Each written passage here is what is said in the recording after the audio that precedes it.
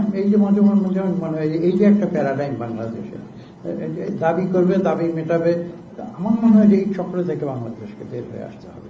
এটা দাবি দেওয়ার বিশেষ একটা রিকনসিলিয়েটরি অ্যাপ্রোচ যেটাকে বলা হয়, যে পারস্পরিক সমঝোতার একটা মনোবৃত্তি, মানসিকতা, আমার মনে হয় যে সেইখানে ফিরে যেতে হবে। এবং এই যে সারাক্ষণ কনফ্লিক্ট, এর বিরুদ্ধে ওর বিরুদ্ধে, এই যে একটা পরিবেশ, এখান থেকে এই চক্র থেকে বাংলাদেশকে বের হয়ে আসতে হবে।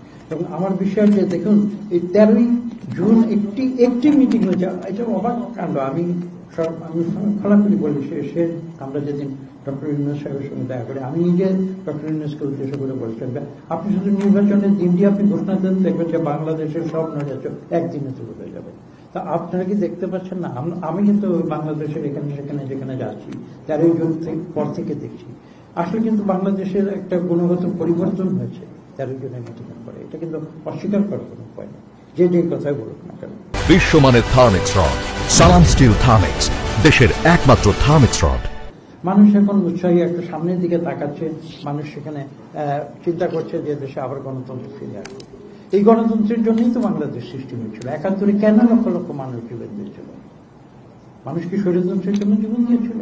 তারা তো বুঝেছিল যে পাকিস্তানের ভেতরে গণতন্ত্র হবে না, আমরা বাংলাদেশ একটা আলাদা দেশ চাই, কারণ আমরা একটা গণতান্ত্রিক রাষ্ট্রে আমরা বসবাস করছি। মানুষ মন করে কথা বলতে চায়। এই যে আজকে আপনারা প্রশ্ন করছেন, আমরা উত্তর দিচ্ছি, বিগত 13 বছর কি এই পরিবেশ ছিল তো? কাজেই এই যে বাংলাদেশের মানুষের যে সাইকোলজি, এটা তো বুঝতে হবে। মানুষ না খেয়ে বলছি, না খেয়ে থাকতে রাজি আছে, ভোট না দিয়ে কিন্তু থাকবে না। অনেক কথা হয়েছে, অনেক আলোচনা হয়েছে, 3টা নির্বাচন আপনারা দেখেছেন, বাংলাদেশের মানুষকে সেটা গ্রহণ করেছে, গ্রহণ করেনি। তো কাজেই আজকে আপনি যে প্রশ্নটি করেছেন, যে আজকে বাংলাদেশে একটা গুণগত পরিবর্তন আনতে হবে, এবং সেটা আনার জন্য কি প্রয়োজন? গণতন্ত্র প্রয়োজন, এবং গণতান্ত্রিক যে প্রতিষ্ঠান সেগুলোকে আমাদের গঠন করতে হবে, এবং সেগুলোকে পুনর্গঠন করতে হবে, শক্তিশালী করতে হবে, যাতে মানুষ তার গণতান্ত্রিক অধিকার এদেশে প্রয়োগ করতে পারে। আপনারাই তো বলছেন যে প্রধানমন্ত্রী অনেক বেশি শক্তিশালী, তার ক্ষমতা কমাতে হবে। এটা মূলে কি রয়েছে? মূলে তো রয়েছে জবাবদিহিতা। জবাবদিহিতা যখন থাকে না, তখনই তো প্রধানমন্ত্রী অতি শক্তিশালী হয়ে যায়, যা চিন্তাই করে। যদি জবাবদিহিতা সত্যিকার থাকতো, তাহলে তো প্রধানমন্ত্রী হয়ে যেত। কাজেই মূল কথা সেটা হচ্ছে যে বাংলাদেশের মানুষ কিন্তু বিশ্ববিদ্যালয়ের পলিটিক্যাল সায়েন্সের মাস্টার্স ডিগ্রি বাংলাদেশের মানুষের সবার না থাকতে পারে। কোটি কোটি মানুষ যারা হয়তো স্কুলে যেতে পারেনি, বা যারা হাই স্কুলে যেতে পারেনি, বা কলেজে যেতে পারেনি, তারা কিন্তু পলিটিক্যাল সায়েন্স বুঝে না, কিন্তু তারা এটা বুঝে যে সরকারকে জবাব দিয়ে করাতে হবে। এটা কিন্তু তারা ঠিক করে। এটাই তো পলিটিক্যাল সায়েন্সের মূল কথা। কোথায় হচ্ছে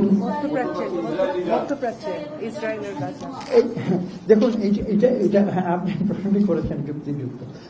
এটাও সত্য কথা যে আজকের আলোচনায় যে শুধু বাংলাদেশ নিয়ে আমরা আলোচনা করেছি তা না, সারা বিশ্বের এই যে আপনি অস্থিরতার কথা বলেন, মধ্যপ্রাচ্যের যেটা সর্বশেষ মধ্যপ্রাচ্য, কিন্তু আসলে কিন্তু মধ্যপ্রাচ্যের নয়, এটার উদ্ভব কিন্তু সেই গাজা উপত্যকা থেকেই কিন্তু এটার উদ্ভব হয়েছে। আজকে যে মধ্যপ্রাচ্যের যে অস্থিরতার কথা বলছেন, এটার উৎপত্তি কিন্তু গাজা যে কনফ্লিক্ট, সেখান থেকে। কাজে এগুলো নিয়ে আলোচনা হয়েছে যে সার্বিক বিশ্বে এই যে একটা অস্থিরতার দিকে যাচ্ছে, আসলে এটা তো কোনো সুস্থ পরিবেশ নয়। আজকে যেটা বিষয়গুলো ইউক্রেনের কথা বলবো না কেন, আজকে 2.5 বছর হয়ে গেছে প্রায়, বা বেশি। সেই ইউক্রেনে কি অবস্থা হয়েছে? একটা ছোট্ট সমস্যা থেকে শুরু হয়েছিল, আজকে বিশ্বব্যাপী। আজকে গাজাতে কি শুরু হয়েছিল দেখেন, এখন সেখানে প্রায় 60,000, প্রথমে প্রায় 60,000 নিরীহ শিশু, তাদেরকে হত্যা করা হয়েছিল। তো এখানে দেখেন, এখানে তো বিলাতেও তো আমরা দেখেছি, বলে আলোচনা হয়েছে, বিলাতেও কিন্তু অনেক মানুষ তারা কিন্তু গাজার শিশু হত্যার প্রতিবাদ করেছে।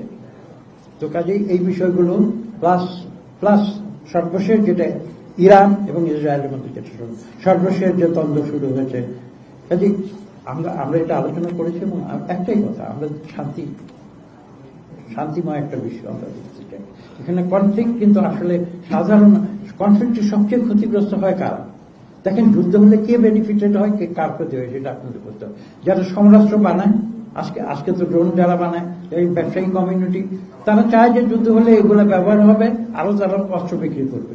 কিন্তু ক্ষতিটা কার হচ্ছে? নিরীহ মানুষ, সাধারণ মানুষ। বম যখন পড়ে, তখন তো তারা ধনী দরিদ্র হিসাব করে বমটা পড়ে না, সবার উপরই পড়ে। তো কাজেই এই যে দ্বন্দ্ব, এই যে একটা পরিস্থিতি, এ থেকে বের হয়ে আসতে হবে, এবং আমরা একটা শান্তিময় বিশ্ব দেখতে চাই। এই বিষয়গুলো